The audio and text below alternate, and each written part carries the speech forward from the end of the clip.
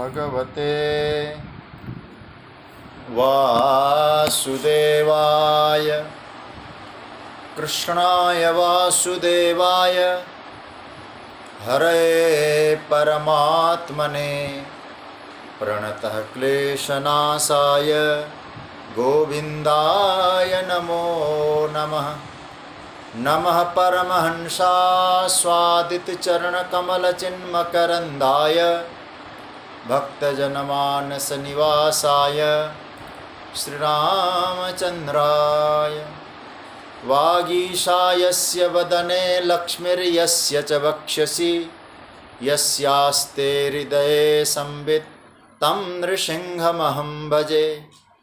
गुरुर्ब्रह्मा गुरुर्विष्णुर्गुरुर्देवो महेश्वरः गुरुसाक्षात् परब्रह्म तस्मै श्रीगुरवे नमः। भगवत चरण कमलानुरागी सभी आत्मीय स्वजन प्रियजन, आप सभी को मेरा प्रणाम अभिनंदन। राधे राधे, जय श्री कृष्ण।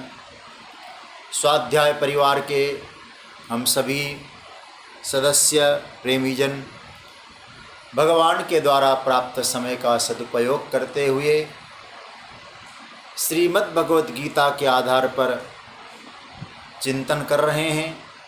भगवान की विशेष कृपा का यह परिणाम है और यही हम सब के लिए मानव जीवन का सर्वोच्च लाभ है। भगवान की मंगलमय कृपा से 5वें अध्याय, जिसको हम लोग कर्म संन्यास योग कहते हैं, वो आज विराम की ओर जा रहा है। उसमें भगवान ने आने वाले विषयों की ओर इंगित भी किया है तथा श्रीमद् भगवद गीता के 5वें अध्याय का जो अंतिम श्लोक है, इस 29वें श्लोक में आगे जो भक्ति योग की चर्चा है, बहुत बारीकी से यह बात महापुरुषों ने चिंतन किया। 27 और 28वें श्लोक में भगवान ने 6ठे अध्याय के विषय का एक तरह से इंगित किया, प्रतिपादन किया, ध्यान की जो प्रक्रिया बताई। उसके बाद जो 29वें श्लोक में भगवान ने 6ठे अध्याय के बाद 7वें अध्याय से जो 12वें अध्याय तक भक्ति का जो वर्णन किया है गीता में, उसका एक तरह से भगवान ने संकेत कर दिया इस 29वें श्लोक में। इसमें प्रभु ने ज्ञान भक्ति कर्म का जो दिव्यतम सूत्र है, उसको यहाँ उपसंहार के रूप में लेकर उसका प्रतिपादन किया है। ध्यान के द्वारा हम लोग मुक्ति का अनुभव करें, कल इसकी चर्चा हुई थी, क्योंकि हमारा निज स्वरूप है मुक्त होना। मुक्ति का अनुभव तो करें, लेकिन हमारा जो कर्म है, हम जो करते हैं, वो किस भाव से करें, ये भक्ति का पुट प्रभु ने यहाँ अंत में दिया है। ध्यान के बाद फिर भक्ति का संयोग ठाकुर जी ने बिठाया है। तो इस अंतिम श्लोक में 29वें श्लोक में जो परमात्मा ने संदेश दिया कि योग्य, मैं अपने लिए 3 सूत्र दिए प्रभु ने, भोक्ता, महेश्वर और सुहृद। इस प्रकार से यहाँ चिंतन हुआ है। आइए पहले हम लोग इस 29वें श्लोक का पाठ करें, फिर उसकी यात्रा में हम लोग जाएंगे। भाव और श्रद्धा के साथ इस 29वें श्लोक का हम लोग पाठ कर दें। आइए बहुत प्रेम से, बड़े मस्ती के साथ। भोक्तारं यज्ञ तपसां सर्वलोकमहेश्वरम् सुहृदं सर्वभूतानां ज्ञात्वा मां शान्तिमृच्छति। भगवान कह रहे हैं माम यज्ञ तपसाम भोक्तारम सर्वलोक महेश्वरम सर्वभूतानां सुहृदम ज्ञात्वा शांतिम रिच्छति। इसका अर्थ होता है माम मतलब मुझे, इसका पहले साधारण अर्थ समझना। माम मतलब मुझे, यज्ञ तपसाम भोक्तारम, यज्ञ और तप इन दोनों का भोक्ता, सर्वलोक महेश्वरम संपूर्ण संसार का महेश्वर समझ यज्ञ का और तप का भोक्ता, सर्वलोक का महेश्वर और संपूर्ण प्राणी मात्र का सुहृद प्रिय, ज्ञात्वा ऐसा जानकर, मतलब भोक्ता महेश्वर और सुहृद जानकर शांति को प्राप्त कर पाएगा। जान लेगा जो वो शांति को पालेगा। इसलिए भगवान ने यहाँ ज्ञात्वा शब्द का प्रयोग किया है, मत्वा नहीं, मतलब जानकर मानकर नहीं। आप जानिए भगवान कैसे यज्ञ और तप के भोक्ता है, अपने जीवन से घटा के उसको मानना पड़ेगा। देखिए यहाँ सबसे पहला सूत्र भगवान ने माम, मुझे। जब माम कह रहे हैं भगवान मुझे, तो ये मत समझ लेना कि नंदन श्याम सुंदर अपने अहंकार के बलबूते पे कह रहे हैं। जगतगुरु शंकराचार्य कहते हैं यहाँ भगवान जब माम कह रहे हैं तो माम का अर्थ होता है माम सर्व प्रत्यय साक्षीणम, संपूर्ण प्राणी मात्र का, जीव मात्र का जो साक्षी है वो परमात्मा श्री कृष्ण है। क्योंकि स्पष्ट श्रीमद् भागवत में आया है कृष्णमेनम अवेहित्वम आत्मानम निखिलात्म, भगवान संपूर्ण प्राणी मात्र के आत्मा है। इस संसार में सारे अनुभवों के, सारे दिव्यत्वों के वो परमात्मा प्रकाशक है। मां, अब भगवान यहां कह रहे हैं कि भीतर उस साक्षी को, जो साक्षी जो चेतना है, जिसको उपनिषद ने क्या कहा, साक्षी चेता केवलो निर्गुणश्च, उसी परम साक्षी को यहाँ माम कहा गया है। माम मतलब मुझे जानो। अच्छा भगवान आपको क्या जाने, किस रूप में जाने, तो दो तीन बातें समझना। पहले इसको हम दो रूपों में, एक दो रूपों में हम चिंतन करेंगे। पहला भगवान कह रहे हैं यज्ञ और तप का भोक्ता समझ गए, यज्ञ का और तप का मुझे भोक्ता मान। अच्छा यज्ञ क्या है और तप क्या है, ये दोनों को थोड़ा सा हम लोग क्लियर में समझते हैं। यज्ञ जब हम करते हैं, किसी द्रव्य को छोड़ते हैं, किसी चीज को हमने पकड़कर छोड़ दिया, उसको कहते हैं यज्ञ। द्रव्य का त्याग, इसी का नाम है यज्ञ साधारण रूप से। लेकिन भगवान कहते हैं भगवान को इंगित करके, भगवान को केंद्र में रखकर, अथवा संपूर्ण संसार को भगवान का स्वरूप मानकर यदि हम किसी चीज को त्यागते हैं, द्रव्य को, वो यज्ञ हो जाता है।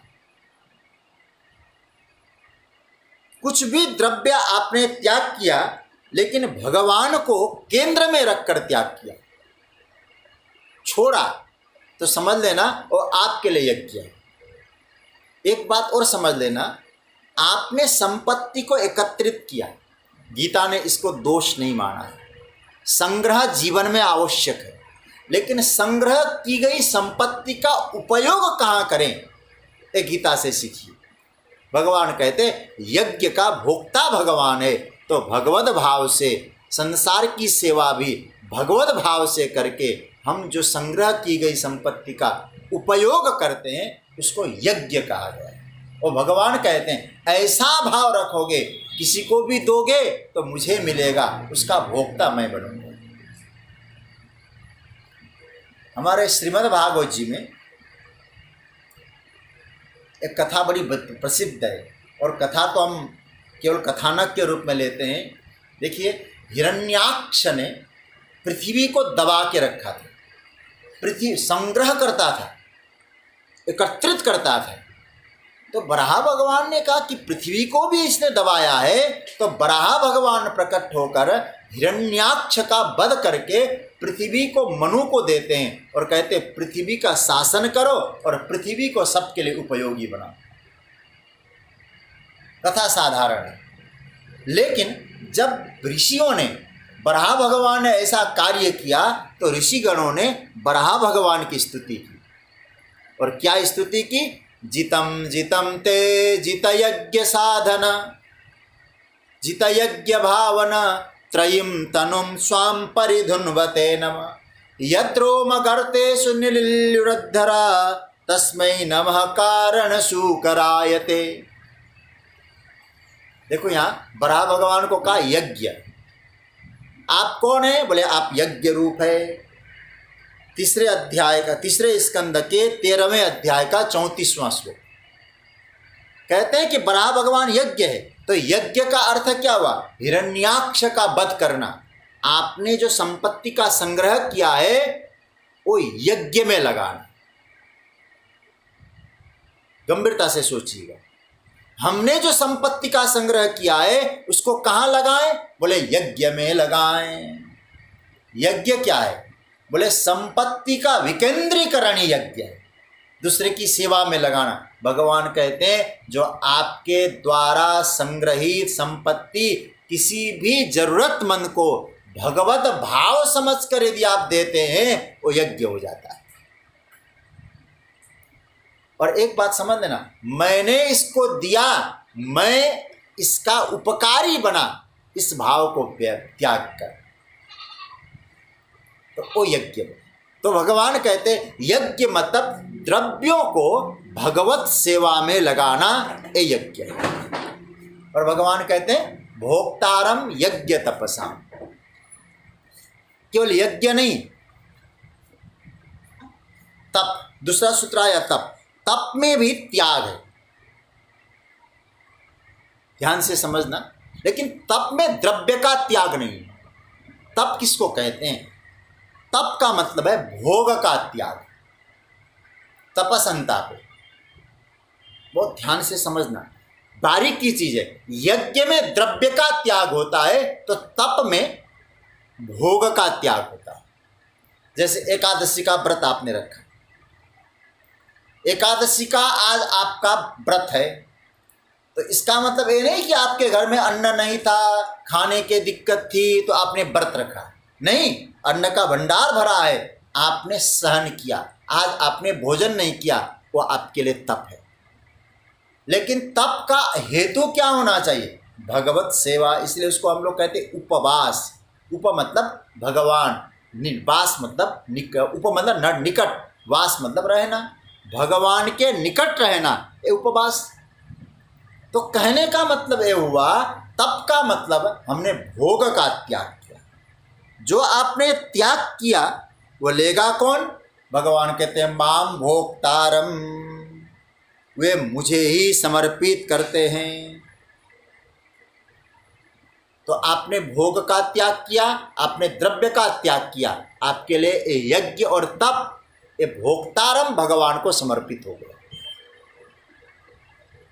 अब कई लोग कहते हैं भैया छोड़ देना, ये तो फिर तो आसान है। हम भी जुए में जाते हैं, जुआ खेलते हैं ना, जुआ में खेलते समय पैसों को छोड़, हार के हम भी तो छोड़ देते हैं पैसों को। तो फिर जुआ भी तो यज्ञ होना चाहिए, फिर जुआ यज्ञ को उसको। थोड़ा सा चिंतन करना, आपने परमात्मा के लिए नहीं छोड़ा हो, आपसे छूटा, परमात्मा के लिए नहीं छोड़ा आपने, वो यज्ञ नहीं कहलाएगा। आपके जीवन में जो उदात्त भावना, दिव्य भावना से भगवत भाव पूर्वक आपने कोई वस्तु को छोड़ा है तो समझ लीजिएगा वो आपका यज्ञ है, वो आपका तप है। आपके घर में सारे लोगों ने भोजन कर लिया और भोजन करने के बाद कुछ बचा है, कहा कि अरे भैया लाओ लो, वो आपका यज्ञ नहीं है। शायद आपके फ्रिज में जगह नहीं थी होगी इसलिए आपने दे दिया। आप पहले से ही सोचें कि मैं भोजन बना, हमारे यहाँ इसलिए कहा गया पहले रोटी गाय को, अंतिम रोटी कुत्ते को, कहा जाता है। ये सब यज्ञ रूप है। तो कहने का तात्पर्य यह है कि भगवान के लिए जो दिया जाता है वो यज्ञ होता है। भगवान कहते हैं उसका भोक्ता मैं हूँ। भगवान के लिए जो भोग का त्याग किया उसका नाम है तप। भगवान उसको स्वीकार करते हैं। तो भगवान कहते हैं, पहला सूत्र मिला भोक्तारम यज्ञ तपसाम। दूसरा सूत्र दे रहे हैं सर्वलोक महेश्वरम। भगवान संपूर्ण शासन में ये भी शासक है। देखो, महेश्वर एक शब्द आता है ईश मतलब मालिक। ईश्वर मतलब ही मालिक, लेकिन भगवान ईश्वर नहीं है, महेश्वर। देखो, ईश किसको कहते हैं? जिसके शासन में कोई रहे हो, ईश्वर। जैसे पिता के शासन में पुत्र रहता है, यदि रहता होगा तो। वर्तमान में थोड़ा गड़बड़ भी है कई जगह। तो पिता के शासन में पुत्र रहता है, तो पुत्र के लिए पिता कौन हुआ? बोले ईश्वर हुआ, ईश हुआ। गुरु के अधीन में शिष्य रहता है, गुरु के अनुशासन में शिष्य रहता है, तो शिष्य के लिए गुरु कौन हुआ? बोले ईश हुआ, ईश्वर हुआ। इसलिए मैं एक बात आपसे कहूं, जब आपने गुरु के रूप में उनको स्वीकारा है तो इफ नहीं होगा, वहां बट नहीं होगा। गुरु कहें कि बेटा एक काम कर, किंतु वहां चलेगा ही नहीं। तो कहने का मतलब है वह आपके ईश्वर है, आपने माना है। तो स्वामी सेवक का ईश है। संसार में सभी ईश का कोई न कोई ईश है। जैसे पुत्र का ईश पिता है, और पिता का ईश कौन है? पिता का ईश पत्नी, माता। इसलिए हमने विनोद की बात कहें तो किसी ने कहा, इस घर का, इस परिवार का मालिक मैं हूँ, लेकिन ये बात मैं अपनी पत्नी की आज्ञा से कह रहा हूँ। ये विनोद की बात है। तो कहने का मतलब यह है कि हर किसी का कोई न कोई ईश होता है, लेकिन भगवान कौन है? भगवान कहते हैं वो ईश्वर नहीं है, वो महेश्वर है। सर्वलोक महेश्वरम, संपूर्ण लोकों का एकमात्र जो स्वामी है उनका नाम है भगवान। इसलिए भगवान कहते हैं सर्वलोक महेश्वरम। उसके शासन में सब है, उसके ऊपर कोई शासक नहीं। परम स्वतंत्र, न सिर पर काहू। सर्वलोक में सर्वतंत्र स्वतंत्र है परमात्मा।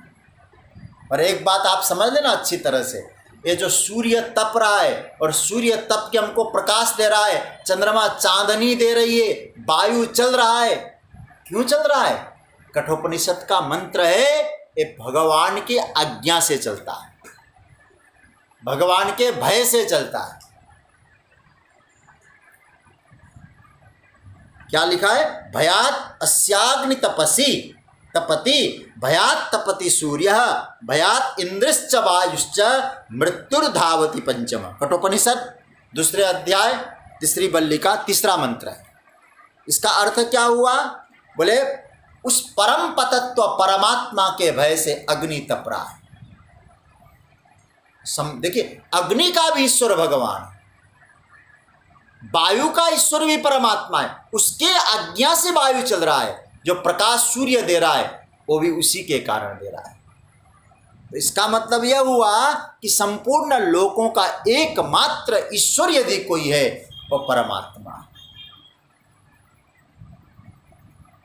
मैं आज थोड़ा चिंतन कर रहा था तो श्वेतासत्र उपनिषद का एक मंत्र मुझे मिला, तमीश्वराणाम परमं महेश्वरम तम देवतानां परमं च दैवतम पतिम पतीनां परमं परस्तात् विदाम देवम भुवने समुच्य। इसलिए यहाँ क्या कहा? संपूर्ण संसार के ईश्वर के भी परम ईश्वर भगवान है। श्वेताश्वतर 6 अध्याय का 7वां मंत्र। तो कहने का मतलब यह है कि संपूर्ण चराचर जगत का एकमात्र स्वामी परमात्मा है, ये जानो। संपूर्ण यज्ञ और तप का भोक्ता मैं हूं, ये जानो। संपूर्ण लोकों का स्वामी भगवान है, ये जानो। तीसरी बात, सुहृदम सर्वभूतानाम, सर्वभूतानाम सुहृदम, संपूर्ण प्राणी मात्र का मैं प्रेमी हूं, दोस्त हूं, मित्र हूं, सखा हूं। वाह, सुहृद, क्या सुंदर शब्द है। और सुहृद शब्द का अर्थ जगतगुरु शंकराचार्य भगवान ने अपने भाष्य में लिखा है, सर्व प्राणिनाम प्रत्युपकार निरपेक्षतया उपकारिणम सुहृदम।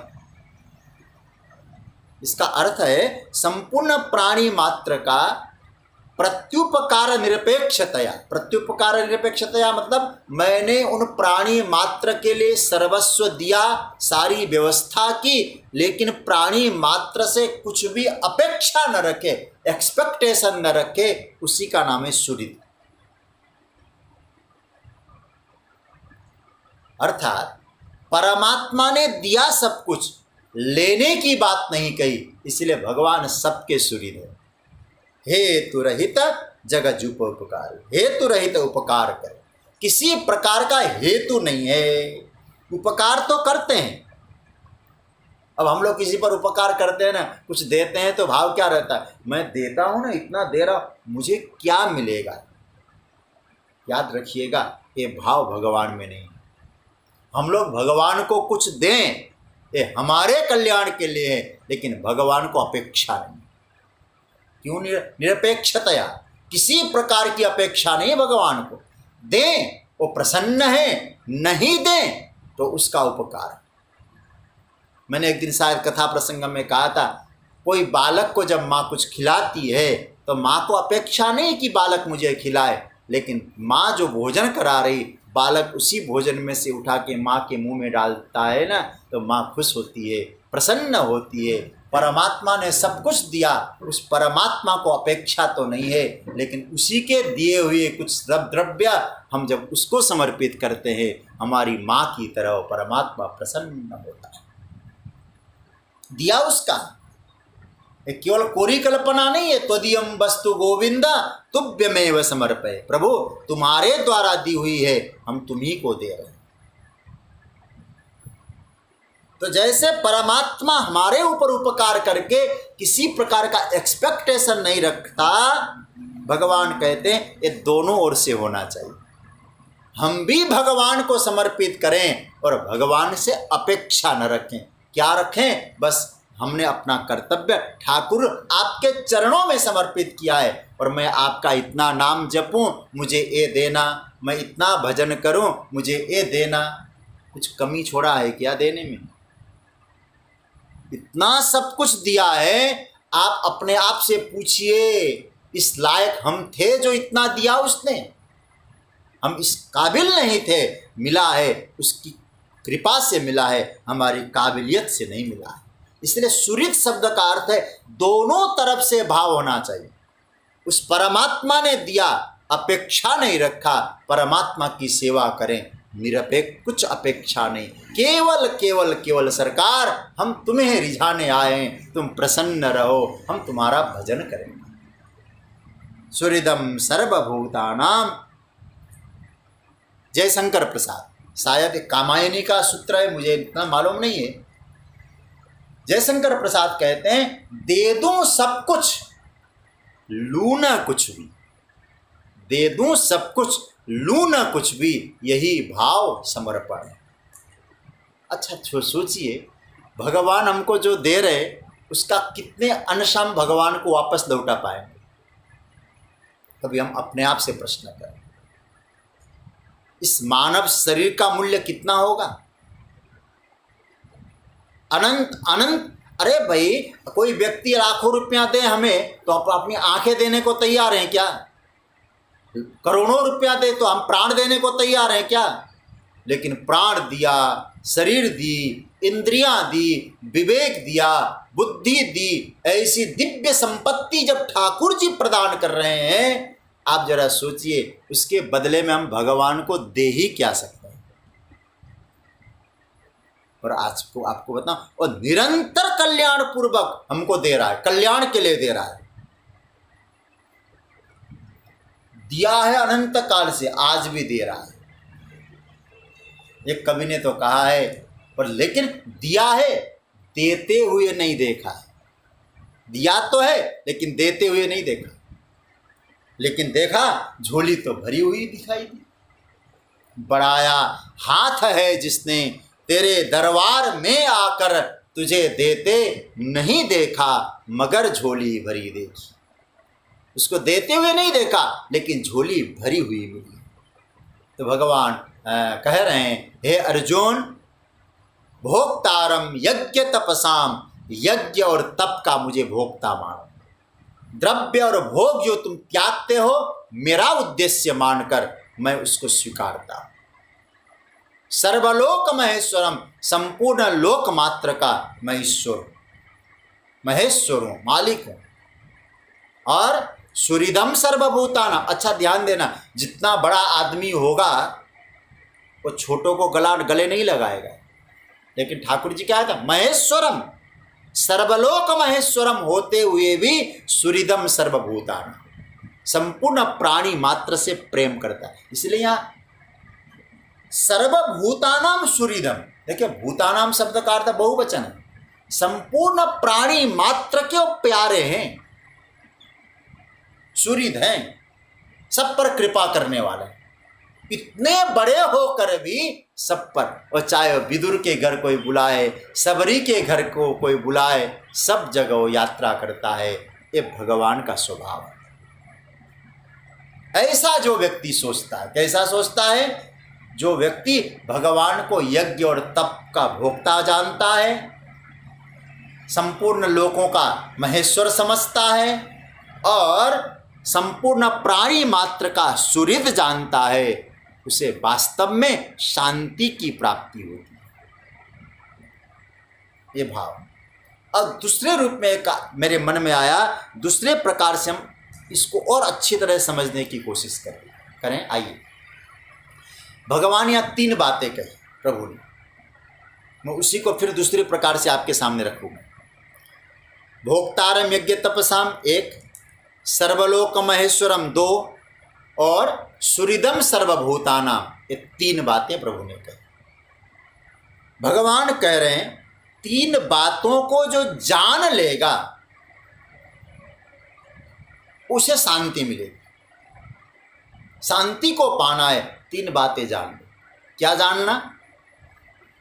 पहला, भोक्तारम यज्ञ तपसाम के आधार पे मैंने एक सूत्र निकाला, मैं खाता क्या हूं। मानो भगवान कह रहे हैं मैं खाता क्या हूं, ये पहले बात जान लो। मैं दूसरा, लोकानाम एकमीश्वर तमीश्वराणाम, दूसरा सूत्र आया था सर्वलोक महेश्वरम। इसका हम लोग क्या अर्थ करेंगे, मैं करता क्या हूं ये जान लो। लिख लेना आप लोग, मैं खाता क्या हूं, मैं करता क्या हूं। और तीसरा, सुहृदम सर्वभूतानाम, मेरा स्वभाव कैसा है। तो परमात्मा खाते क्या है, परमात्मा करते क्या है, परमात्मा का स्वभाव कैसा है, ये तीनों को आप जान लो तो मानो भगवान कहते आगे की तुम्हारी जो भक्ति की यात्रा है ना, बहुत आनंददायक होगी। 3 गुण परमात्मा, और भगवान मानो कहते जो मुझ में 3 गुण है तुम जान लोगे और तुम में उतर जाएगा तो तुम्हें शाश्वत शांति की प्राप्ति होगी। अच्छा, भोक्तारम यज्ञ तपसा, मतलब मैं खाता क्या। पहली बात, यज्ञ और तप के भोक्ता है। पहला सूत्र आप लोग समझना, भगवान श्री कृष्ण का, भगवान राम का पूरा जीवन चरित्र आप देख लीजिएगा कभी शास्त्रों में, और कथानक में कथावाचक क्या बोलते हैं, ये मैंने ग्रंथों के आधार पर कभी आप चिंतन करें तो पहला सूत्र कृष्ण और राम के जीवन में मिलेगा, कभी भी प्रभु ने अकेले कुछ नहीं खाया, अकेले कुछ नहीं खाया। अकेले बैठकर भगवान खाते नहीं है, ये तो इंसान खाता है। और याद रखना, भगवान ने वृंदावन में अकेले यदि कुछ खाया है तो एक ही बार खाया है, ब्रजरज खाया है अकेले में, उसमें भी बवाल मच गया था। माँ ने कान पकड़ लिया था, तूने मिट्टी खाई है। अन्यथा प्रभु ने जीवन में कभी अकेले कुछ नहीं खाया। माखन खाया तो मित्रों के साथ, जो भी आता था दही माखन सब मित्रों के साथ। और इतना ही नहीं, केवल मित्रों को दिया और नहीं, भागवत में आया मरकान भोक्षण विभजति सचन नात्ति भांडम विनत्ति। बानरों को भगवान ने दिया, बानरों को खिलाया। तो भगवान कहते हैं सबका पोषण करो। माखन चुराने ठाकुर जी जाते थे ना, माखन निकालते थे और कहते लो तुम लो। अब वो लोग छक जाते थे, तृप्त हो जाते थे। सब लोग कहते कन्हैया हमको तो तुमने खिलाया, तुम भी खा लो। तब भगवान पाते थे। तो कहने का मतलब ये क्या है? और वाल्मीकि रामायण में राम जी के विषय में आया कि मृष्टमन्नम उपानीतम नास्नाति नहीं तम बिना। अपने भाई लोग ना आए तो भगवान राम कभी भोजन नहीं करते थे। अकेले में तो कभी भगवान ने भोजन किया ही नहीं। तो भगवान खिलाकर खाते हैं। ये समझ लेगा जो व्यक्ति मैं क्या खाता हूं।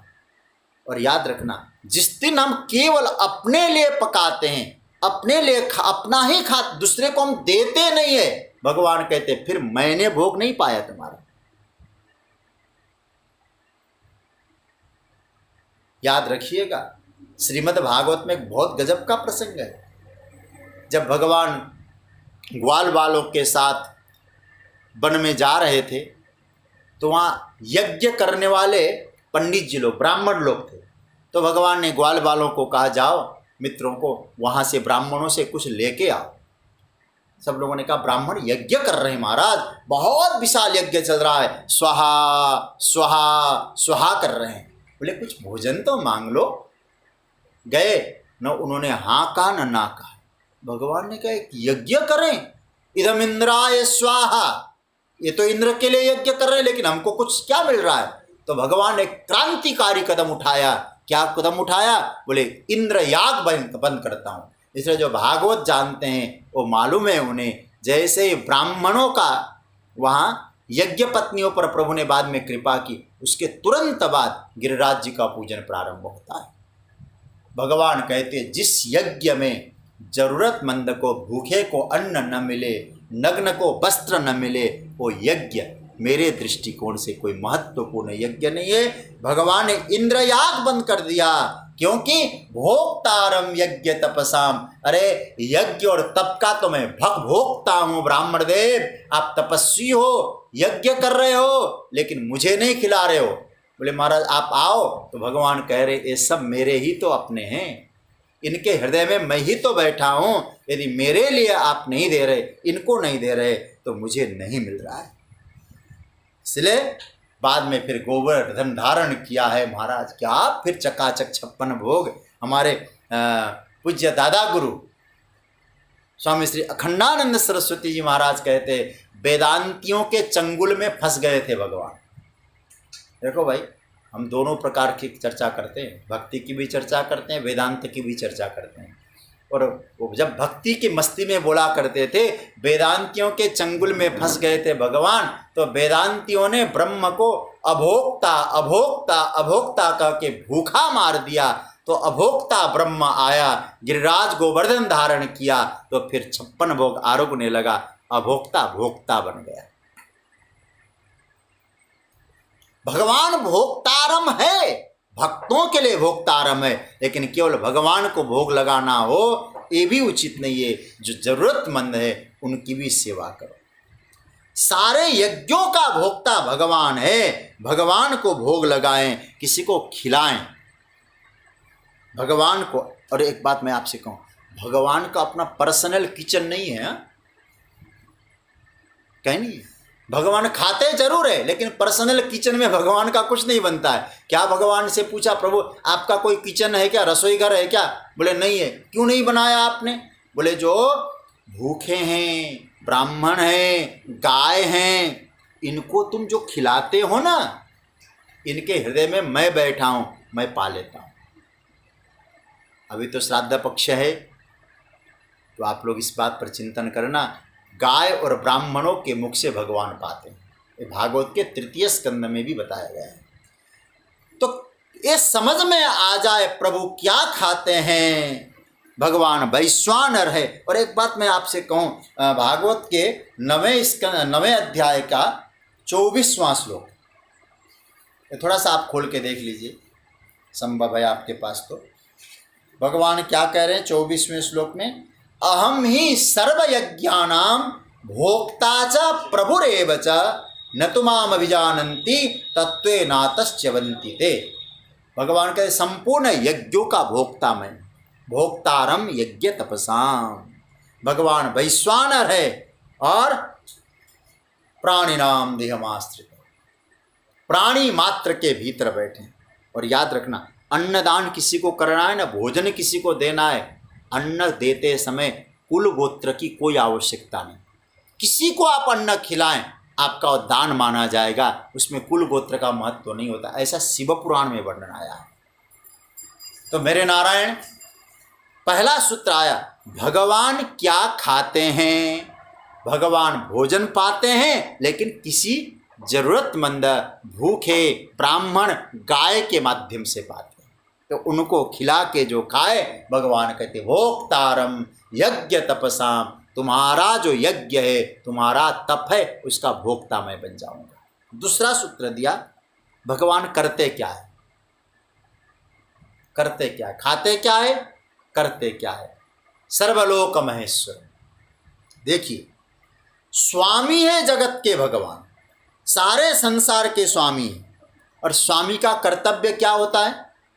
स्वामी का मतलब घर के मालिक का कर्तव्य क्या होता है? घर के मालिक का कर्तव्य होता है कि चाहे कुछ हो, अपने बच्चों का भरण पोषण करें, परिवार का भरण पोषण करें। तो जरा सोचिए, हम तो एक छोटे से परिवार का भरण पोषण करते हैं, भगवान के ऊपर कितना बड़ा उत्तरदायित्व है, सबका भरण पोषण करते हैं। मैं एक छोटी सी बात आपसे कहूँ, खूब वैभव हो आपके पास, नौकर चाकर बहुत हो, हर क्षण हर वस्तु आपके पास उपलब्ध हो, तब तक भगवान का ये जो महेश्वर मालिकपना है ये समझ में नहीं आएगा। भगवान भरण पोषण करते हैं, ये कम समझ में आएगा। और मैंने कई बार अनुभव किया है, मैं अनुभवों की चर्चा आपसे नहीं करना चाहूँगा, लेकिन जब कभी कुछ न हो, अकेले हों, निस्सहाय हो, असहाय हो, और सच्ची बात कहूँ, आपको परमात्मा के प्रति श्रद्धा हो, ऐसी अवस्था में भी भगवान आपका भरण पोषण करता है। ये निश्चित बात है, मैंने कई बार इसका अनुभव किया है। तो कहने का मतलब यह है, हीनता का त्याग करो, परमात्मा विराजे हैं, हमारे लिए बैठे हैं, हमारा भरण पोषण करते हैं। निर्भय बनो, निश्चिंत बनो और हीन भाव को त्यागो। गीता का सूत्र ये, चिंता न करो, शोक न करो, भय न रखो, क्योंकि परमात्मा बैठा है हमारी सेवा के लिए, हमारी चिंता करने के लिए। अपने अपने घर न की सब काहू को पीर, तुम ही पीर सब घर न की, धन्य धन्य रघुवीर। बड़ा सुंदर सूत्र है, फिर याद आपको दोहरा रहा हूं, अपने अपने घर न की सब काहू को पीर। अपने अपने घर की मतलब अपने अपने घर द्वार की रक्षा करने के लिए सब काहू को, सबको चिंता लगी रहती, लेकिन भगवान को तुम ही पीर सब घर न की, सारे घरों की चिंता भगवान को है। धन्य धन्य रघुवीर, हे प्रभु आप धन्य है, आप धन्य है।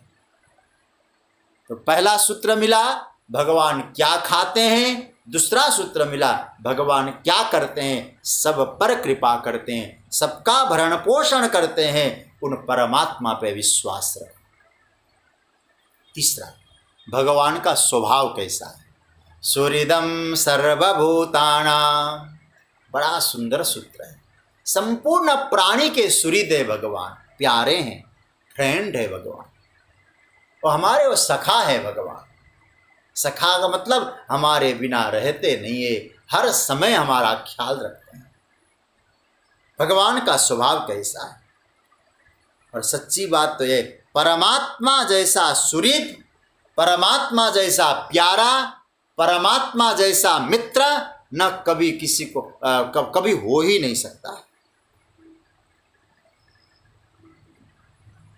याद रखिएगा, निरंतर उसकी कृपा बरस रही है, निरंतर बरस रही है। एक कृपा है, और भगवान जो है एक कृपालु है, प्राणी मात्र का सुहृद है। सुहृदम सर्वभूतानां, संपूर्ण प्राणी मात्र के सुहृद प्यारे हैं। और याद रखना यार, जब हमारा प्रेम, हमारा सुहृदपन व्यापक हो जाएगा तो परमात्मा के निकट भी हो जाएंगे। प्रेम जब संकुचित हो जाएगा वो प्रेम वासना बन जाएगा। लेकिन भगवान कहते हमने प्रेम को संकुचित किया ही नहीं।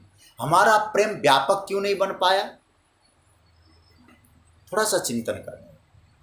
प्रेम को हमने एक संकुचित रख दिया, और जल जब एकत्रित रहता है, एक ही जगह टिका रहता है ना, जल बिगड़ जाता है। लेकिन वो जल व्यापक हो जाए, प्रवाह हो जाए, सबको आनंद दे, तो क्या होता है? वो पवित्र होता है, दूसरे को पवित्र करता है। परमात्मा का प्रेम पवित्र प्रेम है। क्यों? परमात्मा का जो प्रेम है वो संकुचित प्रेम नहीं, व्यापक प्रेम।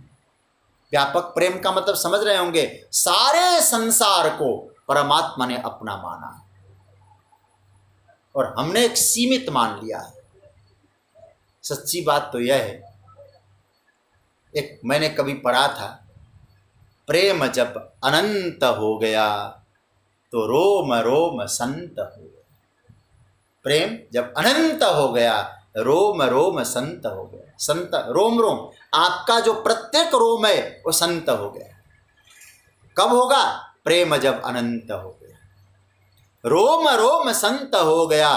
देवालय बन गया वदन, ये हमारा शरीर है ना, ये देवालय बन गया, मंदिर बन गया।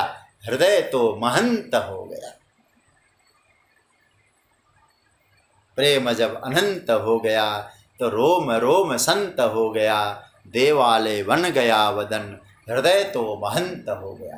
तो भगवान यहाँ कह रहे हैं, हे अर्जुन, सुहृदम सर्वभूतानां, संपूर्ण प्राणी मात्र का मैं सुहृद हूँ, मैं प्यारा हूँ, सब पर कृपा कर रहा हूँ। मेरी जो कृपा है इस पर कम उस पर ज्यादा कभी संभव नहीं है। ध्यान देना, कृपा सब पर बराबर है, लेकिन उस कृपा को कोई धारण कर पाता है, कोई धारण नहीं कर पाता। धारण करने वाला कहता धन्य धन्य परमात्मा, जो नहीं है कहता है परमात्मा पता नहीं क्या परीक्षा ले रहा है। एक गलत बात है। सब जगह भगवान की कृपा है, तो उस कृपा को पाना है तो आप अपनी श्रद्धा का पात्र को बढ़ाइए। वर्षा होती हो, आपको बारिश का जल चाहिए, आपका पात्र बड़ा होना चाहिए। यदि श्रद्धा भी है, जो है श्रद्धा का पात्र गहरा न हो तो भगवत कृपा की अनुभूति हम नहीं कर पाएंगे। फिर भगवान को सुहृदम सर्वभूतानां ये हम लोग समझ नहीं पाएंगे। परमात्मा सबके प्यारे हैं। ऐसा भगवान का स्वभाव है कि सबको अपना प्यार देते हैं भगवान, और प्यार करने का तरीका अलग अलग है, लेकिन देते हैं सबको। तो भगवान कह रहे हैं, भोक्तारम यज्ञ तपसाम, पहला सर्वलोक महेश्वरम, दूसरा सुहृदम सर्वभूतानां, ये तीसरा। इसका अर्थ समझ में आ गया होगा। भगवान कह रहे हैं, हे अर्जुन, यज्ञ और तप का भोक्ता मुझे मानो, संपूर्ण लोकों का स्वामी मैं हूं, और बिना किसी हेतु के प्रेम करने वाला मैं हूं। सुहृदम किस पर? सर्वभूतानां, प्राणी मात्र पर मेरा बिना कारण प्रेम है। इसलिए भगवान को क्या कहते हैं? अकारण करुणा वरुणालय, अकारण करुणा करने वाले भगवान। तो ऐसा जो जानता है, ऐसा जो जानता है। अब जानना क्या है और मानना क्या है? देखिए, जानेंगे तब हम जब हम स्वयं करेंगे, मानेंगे तब जो किसी के कहा हुआ आपने सुन लिया, मान लिया मैंने। भगवान कहते हैं मानने से काम नहीं बनेगा, जानो, जानेगा तब जो स्वयं करेगा। बात समझ रहे होंगे आप। इसलिए भगवान यहाँ कहते हैं इसको जानो, स्वयं करके देखो। मतलब क्या करना? कि भोजन करो, सबको दो, फिर पाओ। स्वभाव ऐसा बनाओ।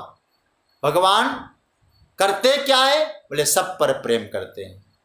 और स्वभाव क्या दिव्य स्वभाव है ठाकुर का। असत स्वभाव कहूँ सुनहु न देखूं, कई खगेश रघुपति समले कहूँ। ऐसा स्वभाव किसी का संभव ही नहीं है।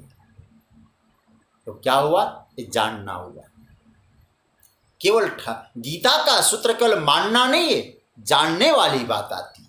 तो मैंने फिर कहूँ, जानेगा उस वो व्यक्ति जो अच्छी तरह से स्वयं उस पर आचरण करेगा। भगवान कहते जब ये जो गुण मुझ में है, ये गुण तुझ में आ जाए तो निकट संबंध और दृढ़ हो जाएगा। कैसे होगा? एक सूत्र आपको समझा। जैसे आप में कोई अच्छा गुण है और वही गुण यदि किसी दूसरे में है तो आपका उससे निकटता बढ़ती है।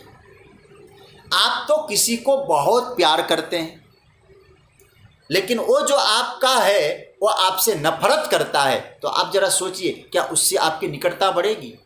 नहीं बढ़ेगी। आप जितना स्नेह रखते वो भी आपसे स्नेह रखे तो निकटता बढ़ती है। तो भगवान यहाँ ये कहना चाहते हैं, अर्जुन महत्वपूर्ण सूत्र यहाँ ये दे रहे हैं कि ये तीनों मुझसे जुड़ने के उपाय हैं। जो मुझ में गुण है वो तुझ में आ जाए तो फिर क्या होगा? तब आपके जीवन में ये सूत्र घटित हो जाएंगे, तो भगवान को जान जाएंगे। और जानने का परिणाम क्या होगा? अब लास्ट परिणाम बता रहे भगवान। भोक्तारम यज्ञ तपसाम, संपूर्ण यज्ञ और तप के भोक्ता मुझे जानो। सुहृदम सर्वभूतान और लोकानाम महेश्वरम, संपूर्ण लोकों का भगवान महेश्वर हैं। फिर सुहृदम सर्वभूतानाम, संपूर्ण भूत प्राणी मात्र के भगवान प्रिय है। तो कैसे प्रिय है? उपकार के प्रत्युपकार के बिना उपकार करते हैं, किसी प्रकार का एक्सपेक्टेशन नहीं रखते। ये भगवान को यदि आप जान लोगे, आपको क्या मिलेगा? ज्ञात्वा, जानते ही शांति मृच्छति, आपको शांति की प्राप्ति होगी। सज्जनों, ये सूत्र बहुत समझने जैसा है। हम सबके जीवन की खोज क्या है? यदि हम लोग कहें सुख नहीं, शांति, अशांत होगा उसे सुख भी नहीं मिलेगा, क्योंकि गीता का भी सूत्र है अशांतस्य कुतः सुखम। हम हर समय चाहते हैं भैया कुछ भी हो शांति मिले। हम लोग जब सोते हैं तो शांति से नींद तो आ जाए, बस झंझट खत्म हो जाए। अब भगवान कहते तुम्हें चाहिए जो, मैं देने को तैयार। परमात्मा हमें प्रदान करने को तैयार है, हमें शांति देने को। और हम लोगों ने जो पाया है अब तक, आप अपने आप से पूछिएगा, हमारी इच्छा और कामना वहाँ तक पहुँचाती है। हमें शांति मिली? ये नहीं था वो मिल गई, शांति मिली। वो नहीं था वो मिल जाए, शांति मिली। पुत्र नहीं था, पुत्र मिल गया, शांति मिली। धन नहीं था, धन मिल गया, शांति मिली। भगवान कहते हैं तुमने शांति को खोजने की कोशिश की, पाने की कोशिश की, लेकिन शांति कहीं बाहर नहीं, तुम्हारे भीतर है। मेरा स्वभाव जान लो। ये तीन सूत्र को यदि आप अच्छी तरह से समझ लो तो जीवन में शाश्वत शांति क्या है आपको मिल जाएगा। और याद रखना, वो शांति आपका स्वरूप है। और परमात्मा कौन है? आप परमात्मा ही शांतम शिवम अद्वैतम, शांत है। तो भगवान शांत है, आपको शांति चाहिए तो मैं आपको स्पष्ट कह दूं, भगवत शरणागति के बिना, भगवान को अपनाए बिना, भगवान के चरण शरण का आश्रय लिए बिना, चाहे लाख हम लोग कोशिश करें, हमें शांति नहीं मिलेगी। वैभवों से सुख मिल सकता है, शांति नहीं मिलेगी। धन से सुख मिल सकता है, शांति नहीं मिलेगी। शांति केवल केवल केवल परमात्मा के चरण शरण के आश्रय से मिलता है। और चरण शरण का आश्रय तब मिलेगा आपको जब भगवान के स्वभाव को, भगवान के कर्मों को, भगवान के प्रसाद को आप अच्छी तरह समझ जाएंगे। तो भगवान कहते हैं मुझे जानने के बाद शांति मिलेगी। केवल मानने से काम नहीं बनेगा, इसको जानो और जानकर अपने जीवन में उतार लो, तो आपको भी वो परम शांति जो हमेशा एक रूप में रहने वाली है, वो शांति का आपको अनुभव हो जाएगा, वो शांति आपको प्राप्त हो जाएगी। तो भगवान यहाँ कहते हैं भोक्तारम यज्ञ तपसाम सर्वलोक महेश्वरम सुहृदम सर्वभूतानाम ज्ञात्वा माम, मुझे जान लो तो शांति मिल जाएगी। परम शांति का अनुभव करना है तो भगवान के शरणागत होना पड़ेगा। तो मैं खाता क्या हूँ, मैं करता क्या हूँ और मेरा स्वभाव कैसा है, ये तीनों को आप समझ लो तो आपको भी शांति की प्राप्ति होगी और शांति आपका अपना स्वरूप है, अपना स्वरूप की प्राप्ति होगी। ऐसा जो जानता है ज्ञात्वा माम शांति मृच्छति। तो इस तरह से भगवान ने 5वें अध्याय के इस अंतिम सूत्र में जीवन का जो ध्येय है, जीवन की परम शांति की उपलब्धि, वो हमको भगवान ने संकेत में कहा है। सज्जनों, ये इस तरह से ये अध्याय तो पूरा हो रहा है, लेकिन 2-4 बातें हम लोग ये समझ लें। देखिए, कर्म की जो मीमांसा वाली बात है, हालांकि 6ठे अध्याय तक कर्म की ही चर्चा है, लेकिन अब तक जो हम लोगों ने कर्म की जो मीमांसा देखी, 5वें अध्याय, तीसरे अध्याय, हालांकि पहले अध्याय से कर्म का कुछ कुछ स्वरूप आया, लेकिन तीसरे अध्याय में कर्म का जो रूप है परमात्मा ने प्रस्तुत किया। चौथे अध्याय में ज्ञान कर्म संन्यास योग के माध्यम से उस कर्म को जानकर हम उस कर्म से कैसे मुक्त हों। 5वें अध्याय में भगवान ने कर्म जो सांख्य है, उन दो सांख्य और योग, कर्मयोग, इन दोनों को भगवान साथ में लेकर गए और भगवान ने कहा दोनों ही मार्ग से आपका कल्याण संभव है, इसलिए दोनों को अलग अलग मत देखो। हमारी योग्यता कैसी है, कर्म और योग, कर्म और सांख्य योग मतलब संन्यास और कर्म, इन दोनों के माध्यम से हमारी योग्यता को देखकर भगवान ने मार्ग निर्धारण कर दिया है और उसके आधार पर भगवान ने विवेचन किया और विवेचन करते करते भगवान ने हम सबको ये संकेत किया है कर्म को किस रूप में रखना है और उसके बाद फिर अंत में भगवान ने उस कर्म के माध्यम से हम लोग ध्यान की स्थिति में जाएं। अपने उत्तरदायित्व तो पूरा करेंगे तो निश्चित रूप से आपका ध्यान लगेगा। उत्तरदायित्व तो पूरा नहीं होगा तो आपका उत्तरदायित्व पूरा न होगा तो आप आंख बंद भी करेंगे तो अपना उत्तरदायित्व याद आएगा। जैसे भूखा व्यक्ति ध्यान करेगा तो आंख बंद करते ही भोजन याद आएगा। भगवान ने कहा कर्म करके समृद्ध बनो, समृद्ध बन के सेवा करो, फिर मेरा ध्यान करो, तुम्हारा ध्यान लग जाएगा और ध्यान जब लग जाएगा तो आपको शांति की उपलब्धि होगी और शांति की जो उपलब्धि की भगवान ने बात कही, इस प्रकार से शांति मिलेगी। भगवान को यज्ञ और तप का भोक्ता मान लो, भगवान को संपूर्ण लोकों का स्वामी समझ लो और भगवान संपूर्ण प्राणी मात्र के सुहृद है, इसको जान लो तो आपको भी शांति मिलेगी। तो भगवान ने इस 5वें अध्याय के अंतिम श्लोक में शाश्वत शांति की बात कही। शांति मृच्छति